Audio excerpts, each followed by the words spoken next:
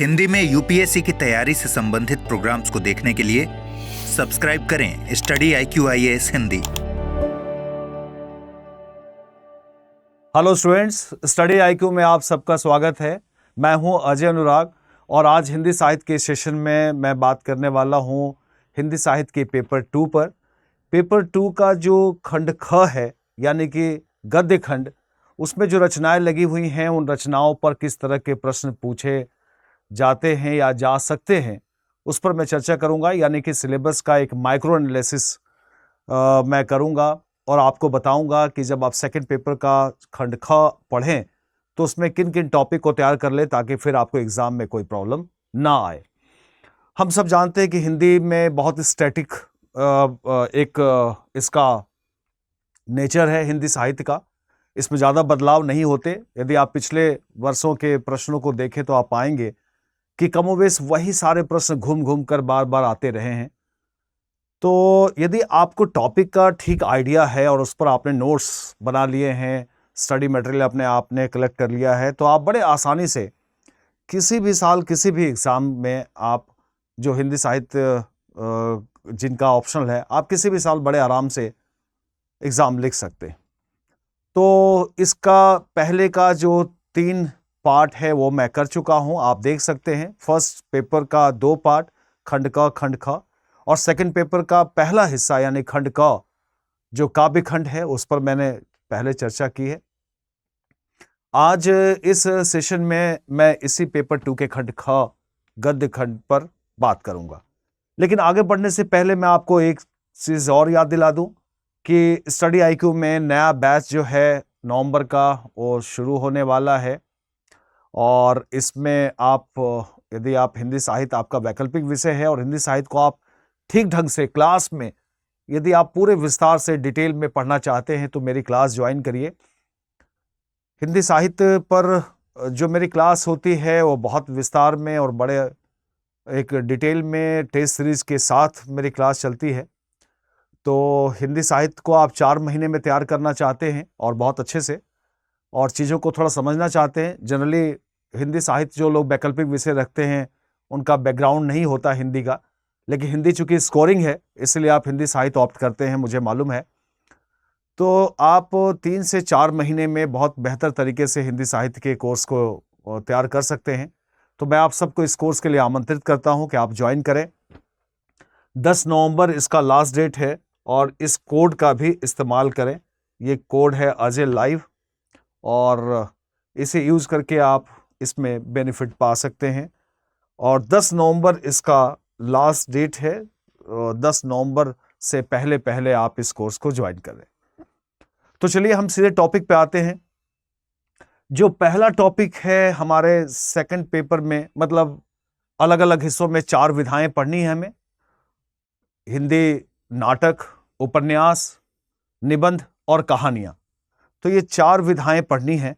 सबसे पहले मैं नाटक की बात कर रहा हूं जिसमें पहला नाटक भारतेंदु का भारत दुर्दशा है। भारत दुर्दशा को यदि आप पढ़ रहे हैं और तैयार करना चाहते हैं तो आप इन टॉपिक को देख सकते हैं। ये जो टॉपिक्स हैं इनको आप तैयार कर लेते हैं तो आप कभी भी बहुत कंफर्टेबल रहेंगे भारत दुर्दशा पर लिखने पे।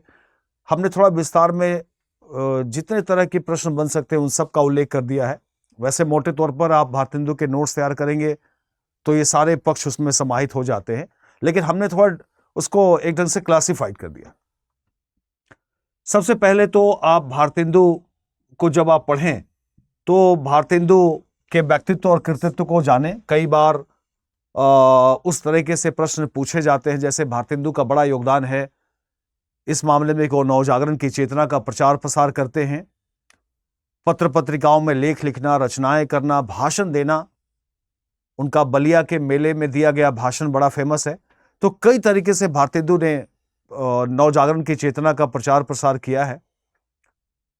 तो उनका व्यक्तित्व कैसा है, उन्होंने क्या किया, इसको जानना भी बेहद जरूरी है। उससे आपकी अभिरुचि भी बनेगी रचनाकार को समझने में। लेकिन जो महत्वपूर्ण प्रश्न है वो है नाटक के संदर्भ में उनकी नाट्य दृष्टि कैसी है। भारतेंदु की नाट्य दृष्टि, नाटक के प्रति उनका नजरिया क्या है। क्या नाटक की प्रेरणा है, अपने नाटकों में वो किस बात को रखना चाहते हैं, कितना वो सफल हो पाए हैं, रंगमंच को लेकर उनका दृष्टिकोण क्या है, वगैरह वगैरह। ये सारी बातें नाट्य दृष्टि में आती हैं। भारत दुर्दशा की मूल संवेदना से प्रश्न बनते हैं कि भारत दुर्दशा नाटक कैसा है, भारत दुर्दशा का उद्देश्य क्या है, भारत दुर्दशा में भारतेंदु ने क्या कहना चाहा है, वगैरह। भारत दुर्दशा का नाट्य रूप आप देखेंगे कि इसे लास्य नाटक कहा गया है और इसे एक नृत्य संगीत से परिपूर्ण नाटक के रूप में देखा जाता है। तो नाट्य रासक या रास नाट्य के रूप में या लास्य नाटक के रूप में इसे लिखा गया है। तो ये क्या है, इसका नाटक का रूप क्या है।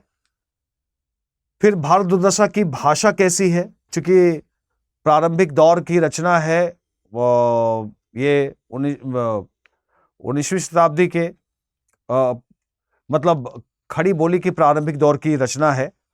तो आप देखेंगे कि इसमें ब्रज भाषा भी है और खड़ी बोली ये दोनों है। तो भाषा को लेकर भारतेंदु का दृष्टिकोण कैसा है और भारत दुर्दशा में उनकी भाषा कैसी है, यानी कि ब्रज और खड़ी बोली का कैसा मिश्रण है। प्रारंभिक दौर कहने का मतलब ये है कि शुरुआती दौर में, जब आधुनिक काल का ये पहला दौर भारतेंदु युग ही है और भारतेंदु युग में भाषा को लेकर थोड़ा एक उलझन सा है, उसमें खड़ी बोली और ब्रज दोनों का प्रयोग किया जा रहा है। इसके अलावा उनकी भाषा की और भी विशेषता है कि उनकी भाषा में उर्दू, फारसी, अरबी और अंग्रेजी सब भाषाओं के शब्द शामिल हैं। तो भाषाओं के प्रति जो भारतेंदु का दृष्टिकोण है उसे भी जानना चाहिए। भारत दुर्दशा की अभिनेता या रंगमंचीयता, यानी कि रंगमंच के दृष्टिकोण से ये नाटक कितना सफल नाटक है और क्या इसकी विशेषता है, वगैरह। भारत दुर्दशा की प्रासंगिकता, आज के संदर्भ में क्या यह नाटक पढ़ा जाने योग्य है, क्या इसका मंचन हो सकता है, यदि हो सकता है तो ठीक, यदि नहीं हो सकता तो इसमें क्या परिवर्तन किए जाने की आवश्यकता है। और प्रासंगिकता का प्रश्न यह है कि आज इस नाटक की उपयोगिता क्या है, इस नाटक का महत्व क्या है।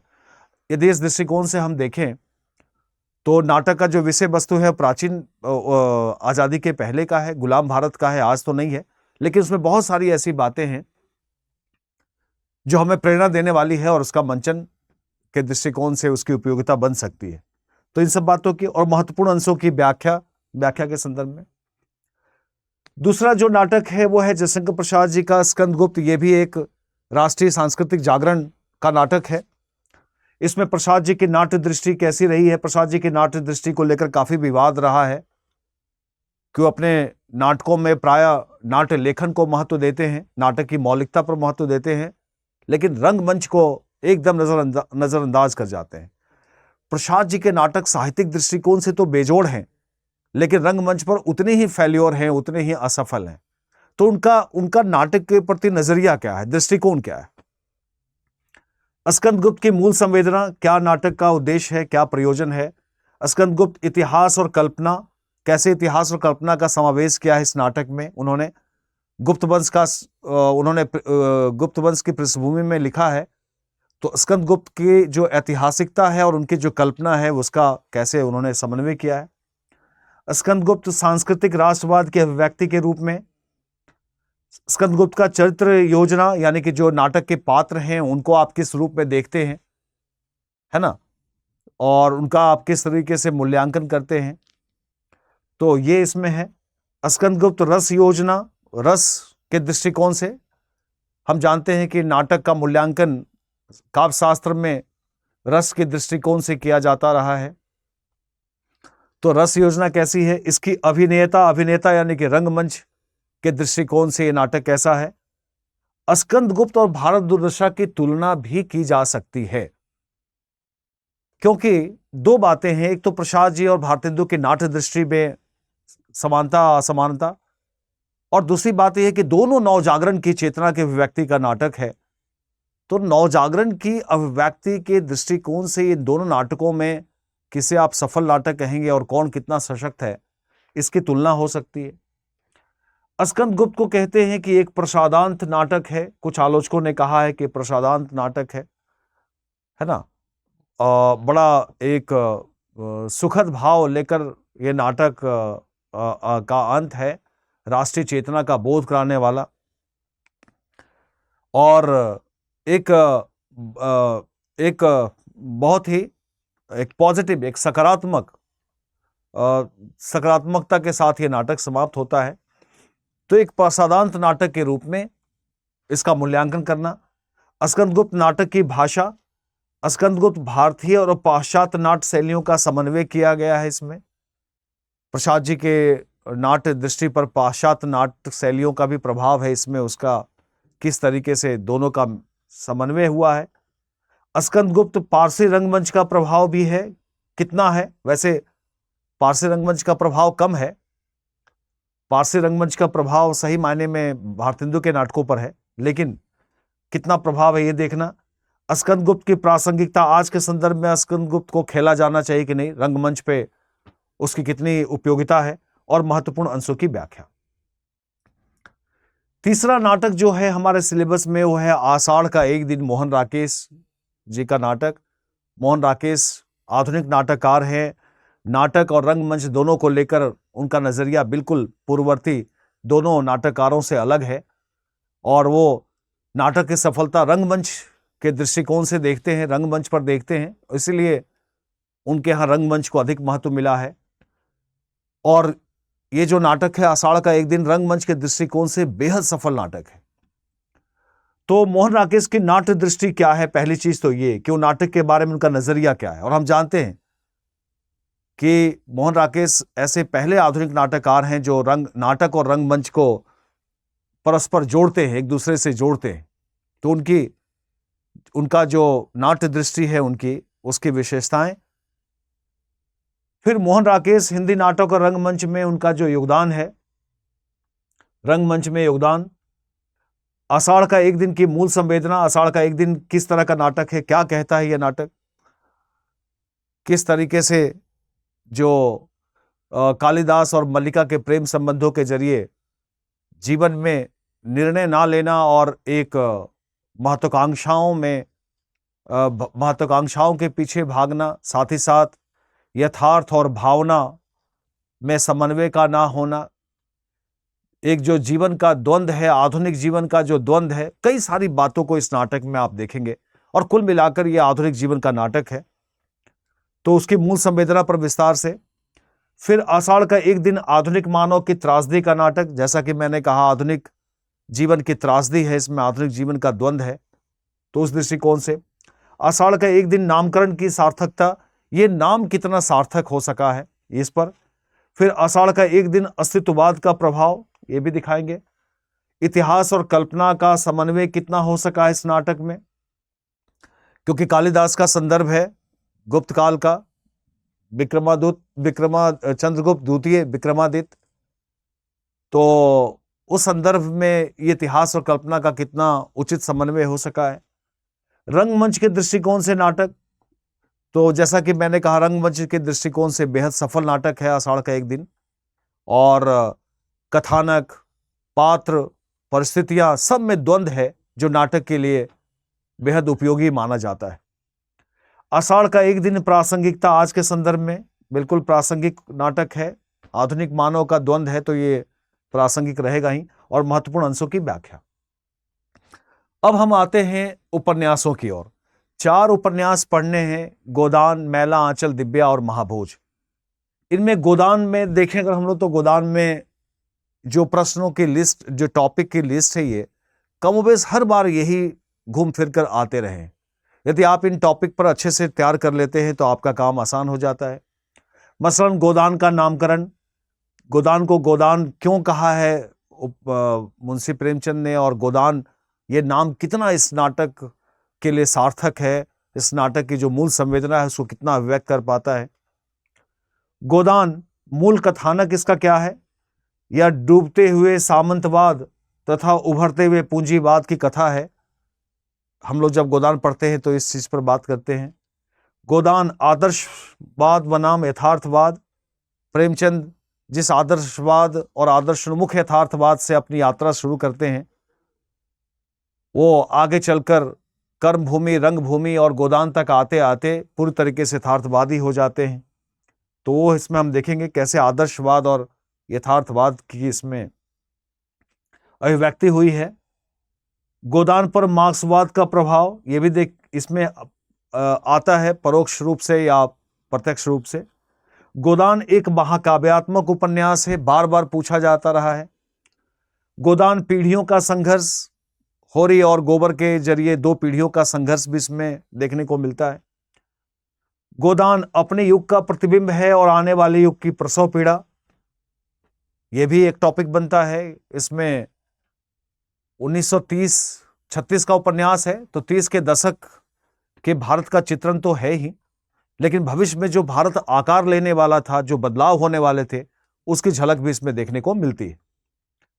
गोदान एक त्रासदी कथा, किसानी जीवन की त्रासदी या त्रासद कथा के रूप में, जिसका जो अंत है बेहद दुखद पूर्ण है, यानी कि दुखांत उपन्यास है। गोदान दोहरा कथानक या समानांतर शिल्प, गोदान में दो कथानक है। कथानक यानी कि जो कथा का स्ट्रक्चर है वो दोहरा है, एक ग्रामीण जीवन की कथा, एक शहरी जीवन की कथा, दोनों में कितना समन्वय हो पाया है, दोनों कितना उपयुक्त है, ये सारी बातें इसमें हम देखते हैं। गोदान की भाषा शैली, गोदान का चरित्र योजना, स्त्री पुरुष संबंधों की पड़ताल, प्रोफेसर मेहता, मिस मालती या मिस्टर खन्ना और गोविंदी के जरिए स्त्री पुरुषों की पड़ताल भी इसमें प्रेमचंद ने की है। गोदान की प्रासंगिकता और महत्वपूर्ण अंशों की व्याख्या। तो ये सारे टॉपिक आपने तैयार कर लिए, तो फिर गोदान पे कभी कोई आपको डर नहीं लगेगा और आप कभी लिखने में कोई आपको समस्या नहीं आएगी। दूसरा उपन्यास है दिव्या यशपाल जी का। यशपाल जी के व्यक्तित्व और कृतित्व को जरूर जानिए, इससे प्रश्न पूछा जाता है। यशपाल जी की रचना दृष्टि, यशपाल जी की जीवन दृष्टि, यशपाल जी के उपन्यासों की विशेषता, यशपाल जी के उपन्यासों में स्त्री पात्र, ऐसे कई तरह के प्रश्न पूछे जाते हैं या जा सकते हैं, तो आप इनको एक बार देख सकते हैं, ठीक है ना। दिव्या की मूल संवेदना क्या है? स्त्री अस्मिता पर लिखा गया, स्त्री संघर्ष, स्त्री अस्मिता और स्त्री सशक्तिकरण पर लिखा गया अब तक का बेजोड़ उपन्यास है दिव्या। तो उसकी मूल संवेदना, उसमें किन किन बातों को रखा गया है। नारी अस्मिता की खोज इसमें किस प्रकार हुई है। मार्क्सवाद का प्रभाव यशपाल जी के ऊपर। दिव्या इतिहास और कल्पना का समन्वय। हम जानते हैं कि एक ऐतिहासिक उपन्यास है। बौद्ध काल, वैसे तो बौद्ध काल इतिहास में नहीं है, लेकिन यशपाल जी ने लिखा है कि बौद्ध काल को उन्होंने उठाया है। तो बौद्ध काल और की मतलब ऐतिहासिक संदर्भ और उसमें कल्पना का समावेश।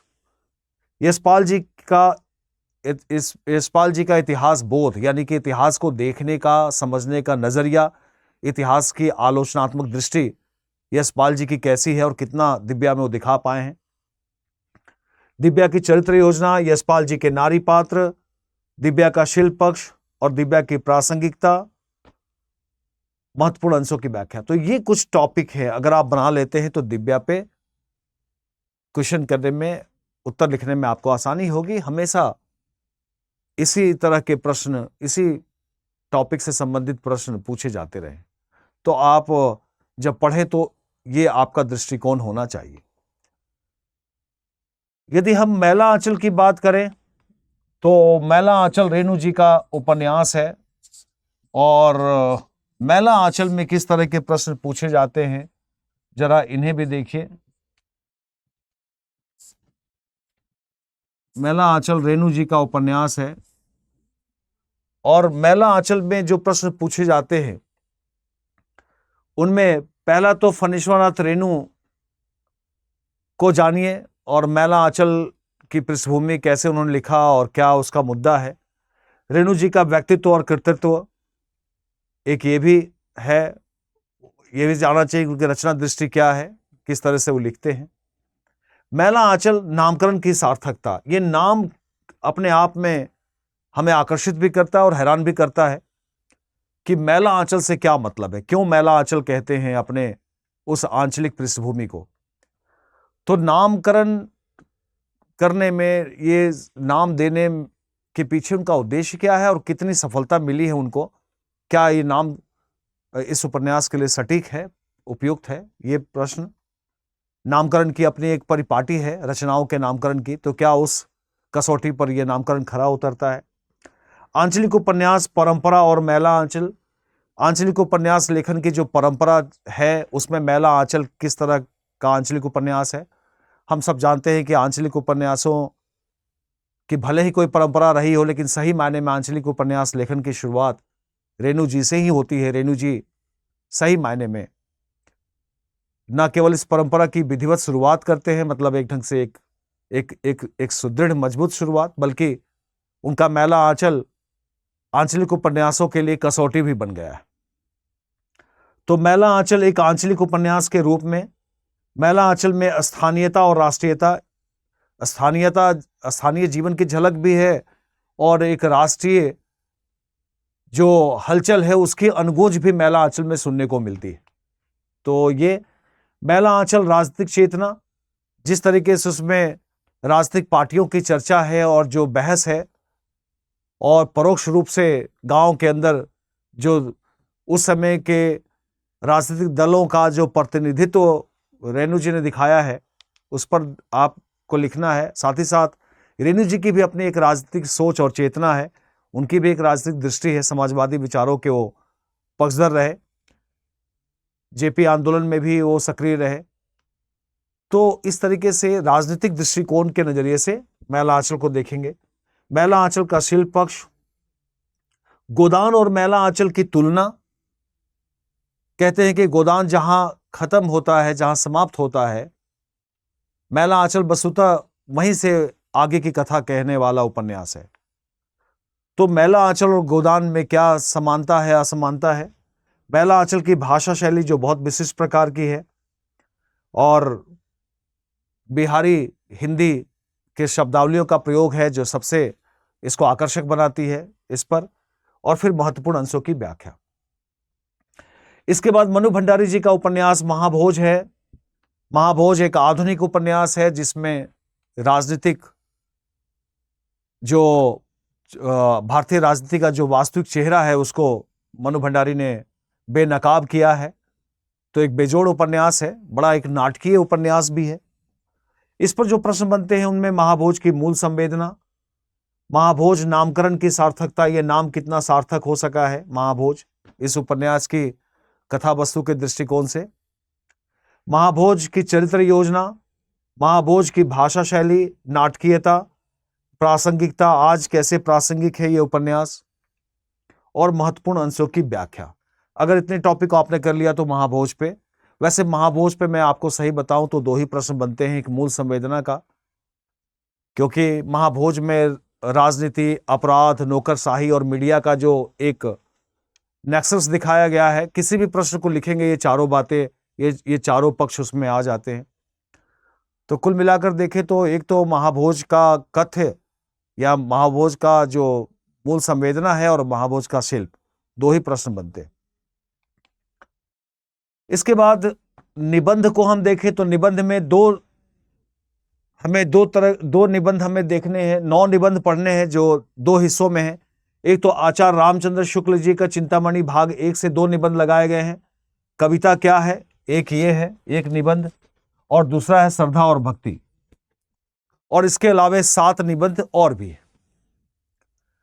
तो इसमें आचार्य शुक्ल को लेकर जो प्रश्न बनते हैं वो है आचार्य शुक्ल का व्यक्तित्व और कृतित्व और निबंध के प्रति उनका नजरिया। हिंदी में निबंध में उनका स्थान, हम जानते हैं कि हिंदी निबंध के विकास को आचार्य शुक्ल के नाम पर ही विभाजित किया जाता है, उनको केंद्र में रखकर। शुक्ल पूर्व हिंदी निबंध, शुक्ल युगीन हिंदी निबंध और शुक्लोत्तर हिंदी निबंध। तो आचार्य शुक्ल का हिंदी निबंध में महती योगदान है। हिंदी आलोचना, निबंध, इन दोनों में आचार्य शुक्ल जो हैं वो एक ऐसी लाइन खींचते हैं जिसको मिटाना या कमतर करना बहुत कठिन है दूसरे रचनाकारों के लिए। तो हिंदी निबंध में उनका क्या स्थान है, आचार्य शुक्ल की निबंध शैली कैसी है, निबंध संबंधी उनका दृष्टिकोण क्या है चिंतामणि के निबंधों के आधार पर, कविता क्या है, इसका मूल विषय कविता क्या है, उसमें कविता के काव्यशास्त्री और व्यवहारिक चित्रण को उन्होंने रखा है, किया है उन्होंने। श्रद्धा और भक्ति के बारे में मूल विषय क्या है, श्रद्धा और भक्ति का, यह भी एक उनका महत्वपूर्ण निबंध है। श्रद्धा भक्ति आचार्य शुक्ल के मनोविकार परक निबंध मनोवैज्ञानिक हैं या साहित्यिक निबंध हैं? ये प्रश्न बार बार पूछा जाता है, इंपॉर्टेंट प्रश्न है। आचार्य शुक्ल के निबंध वस्तुनिष्ठ या व्यक्तिनिष्ठ हैं, है ना? यानी कि एक उसमें सामाजिक एक वस्तुनिष्ठ कहने का मतलब कि जो जैसी स्थितियां हैं वैसा वो चित्रण करते हैं या कि अपनी निजता को ज्यादा महत्व देते हैं। महत्वपूर्ण अंशों की व्याख्या। तो ये एक निबंध जो हमें पढ़ना है, जो बाकी दूसरा खंड है निबंध का, वो 7 निबंध जो हमें पढ़ने हैं वो निबंध नीले डॉक्टर सत्येंद्र के संपादन में जो छपी हुई पुस्तक है उसके 7 निबंध पढ़ने हैं। बालकृष्ण भट्ट साहित्यिक जनसमूह के हृदय का विकास है। निबंधों में प्राय 2 तरह के प्रश्न पूछे जाते हैं। निबंध में जो विचार है उसकी मूल संवेदना है वो, और उसकी रचना शैली कैसी है, भाषा शैली। तो 2 ही तरह के प्रश्न बनते हैं। तो बालकृष्ण भट्ट का है साहित्य जनसमूह के हृदय का विकास है। प्रेमचंद का निबंध पढ़ना है साहित्य का उद्देश्य, प्रगतिशीलता। कुबेरनाथ राय जी का उपन्यास निबंध है उत्तरा फाल्गुनी के आसपास। गुलाब राय जी का भारतीय संस्कृति। आचार्य हजारी प्रसाद द्विवेदी का कूटज, बड़ा फेमस है ये निबंध। डॉक्टर रामविलास शर्मा जी का तुलसी साहित्य के सामंत विरोधी मूल्य। अज्ञे जी का संवत्सर। और इन सभी निबंधों के महत्वपूर्ण अंशों को भी हम देखेंगे, वो भी पूछा जा सकता है। अब अंतिम विधा जो हमारे सेकंड पार्ट के खंड ख में जो रचनाएं लगी हैं उसमें जो अंतिम विधा है वो है कहानी। और 2 तरह की कहानियां पढ़नी है, एक तो प्रेमचंद की सर्वश्रेष्ठ कहानियां और साथ ही साथ एक दुनिया समानांतर में लगी हुई कहानियां। तो इस पर प्रश्न बनते हैं प्रेमचंद की कहानियों को लेकर। कहानी, हिंदी कहानी का विकास तो हम लोग साहित्य के इतिहास में पढ़ते ही हैं, वहां से जोड़कर सवाल पूछा जा सकता है कि प्रेमचंद का युग कैसा है, कहानियों में यथार्थवाद, प्रेमचंद का कहानी विधा में योगदान क्या है ना? तो एक तो ये है, और दूसरा प्रेमचंद की कहानियों में मनोविज्ञान का प्रयोग, प्रेमचंद की कहानी कला कैसी है, और ये जितनी भी उनकी कहानियां हैं उन सब पे कहानी कला को लेकर पूछी जा सकती है। यानी कि मूल संवेदना और शिल्प पक्ष, ये 2 बनते हैं। तो प्रेमचंद की कहानी कला और जितनी कहानियां हैं, बड़े घर की बेटी, बूढ़ी काकी, अलग योझा, ईदगाह, सदगति, पूस की रात, कफन, अन्य कहानियां, और इन सब की महत्वपूर्ण व्याख्या के दृष्टिकोण से इनके महत्वपूर्ण पंक्तियों को देखेंगे। तो इन सभी कहानियों पर एक तरह का सवाल बनता है कि कहानी कला, प्रेमचंद की कहानी कला, इन कहानियों की मूल संवेदना, कहानियों का शिल्प पक्ष, यही 1-2 तरह के सवाल बनते हैं, कोई ज्यादा इस पर कठिन सवाल नहीं बनते। एक जो पुस्तक लगी हुई है कहानी की वो है एक दुनिया समानांतर, जिसके संपादक राजेंद्र यादव जी हैं। उसमें सवाल बनता है कि एक दुनिया समानांतर की भूमिका और नामकरण, एक विश्लेषण किस रूप में आप देखते हैं इसकी भूमिका को और इसके नामकरण को, क्यों ऐसा नाम रखा गया है एक दुनिया समानांतर? यानी कि एक और दुनिया है और एक दुनिया उसके समानांतर भी चल रही है, तो नामकरण को लेकर एक बड़ा महत्वपूर्ण सवाल पूछा जाता है। खोई हुई दिशाएं कमलेश्वर की कहानी है। एक और जिंदगी मोहन राकेश, यही सच है मनु भंडारी, मछलियां उषा प्रियंवदा, टूटना राजेंद्र यादव, और अन्य ढेर सारी कहानियां हैं 30-32 के आसपास। इन सभी कहानियों को आप पढ़ जाए। मैं ये भी सुझाव दूंगा कि अगर आप कहानियां ना पढ़ सकें, ना कर सके, तो कहानियों को कमोबेश छोड़कर भी आप चलेंगे तो कोई ज्यादा नुकसान नहीं होगा। ढेर सारी कहानियां हैं, अगर आप चाहें तो प्रेमचंद की कहानियों को पढ़ लें तो काम चल जाएगा। वैसे कोई मुश्किल नहीं है, कहानियों को एक बार पढ़ लिया तो उसके कथ्य याद है तो आप लिख लेंगे। तो ये सारे मामले बनते हैं। 4 विधाएं हैं, कहानी, उपन्यास, नाटक, निबंध, और इन चारों विधाओं के जो टॉपिक हमने बताए हैं, अगर इसके नोट्स बना के रख लिए और प्रैक्टिस कर लिया तो फिर कुछ करने की जरूरत नहीं है, कहीं कोई अपडेट करने की जरूरत नहीं है, ये पर्याप्त हो जाएंगे। तो हमने पूरे सिलेबस का एक माइक्रो एनालिसिस किया है, पेपर 1 के दोनों भाग का, पेपर 2 के दोनों भाग का। और मैं समझता हूं कि जो लोग हिंदी साहित्य पढ़ रहे हैं, अगर ये टॉपिक एनालिसिस को पहले देख लिया तो उनके लिए एक रोड मैप का काम करेंगे ये टॉपिक, और उनके लिए पढ़ना आसान हो जाएगा। क्या पढ़ना है ये पता होना बेहद जरूरी है। पढ़ना आसान है, मगर क्या पढ़ना है क्या नहीं पढ़ना है ये हमारे लिए मुश्किल का सवाल है। और मैं उम्मीद करता हूं कि इस माइक्रो एनालिसिस से आपको लाभ मिलेगा और आप इसका फायदा उठाएंगे। तो आज के लिए बस इतना ही। आप सबका बहुत बहुत धन्यवाद। फिर अगले सेशन में हम किसी अगले विषय पर बातचीत करेंगे। Thank you and good bye. Hindi में यूपीएससी की तैयारी से संबंधित प्रोग्राम्स को देखने के लिए सब्सक्राइब करें स्टडी IQ IAS हिंदी।